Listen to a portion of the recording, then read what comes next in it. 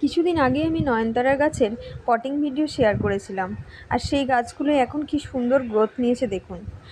এই গাছগুলো যে শুধু গ্রোথ নিয়েছে তা না, প্রত্যেকটা গাছের ডগায় দেখুন কেমন কুঁড়ি চলে এসছে। আর এটাই হলো সমস্যার কারণ। কি সমস্যা? আমি যদি এই মুহূর্তে গাছ থেকে ফুল নিই, তাহলে কিন্তু গাছকে আমি কোনোভাবেই ঝোপালো করতে পারবো না। এই জন্য আমি ফুলের মায়া ত্যাগ করলাম এবং একটা কাঁচি নিয়ে প্রত্যেকটা গাছের ডগাকে আমি কিন্তু প্রুনিং করে দিচ্ছি। কারণ আমি যত প্রুনিং করব গাছটা, তত বেশি ঝোপালো হবে। আমি এই যে ডগাটা প্রুনিং করছি, এরপরে কিন্তু সাইড থেকে আবার দুটো ব্রাঞ্চ বেরোবে। সেগুলো যদি নিয়মিত পিঞ্চিং করতে থাকি, গাছ কিন্তু ক্রমশ ঝোপালো হয়ে উঠবে। আর শুধু যে গাছটা পিঞ্চিং আর প্রুনিংয়ের মাধ্যমেই ঝোপালো হবে তা কিন্তু নয়, এদেরকে পর্যাপ্ত খাবারও দিতে হবে। এই মুহূর্তে এদের আমি খাবার হিসাবে দিচ্ছি সপ্তাহে একদিন খোল পচা জল, আর পরের সপ্তাহে দিচ্ছি চা পাতা ভেজানোর জল। তাতেই কিন্তু গাছ বেশ সুন্দর গ্রোথ নিয়েছে।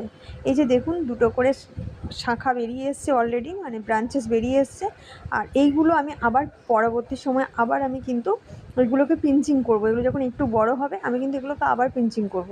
আর তার ফলে গাছ কিন্তু বেশ ঝোপালো হয়ে উঠবে। আর এদেরকে আমি পর্যাপ্ত সূর্যালোকে রাখছি, আর বৃষ্টির জল থেকে অবশ্যই বাঁচিয়ে রাখি। ভালো থাকবেন, টাটা।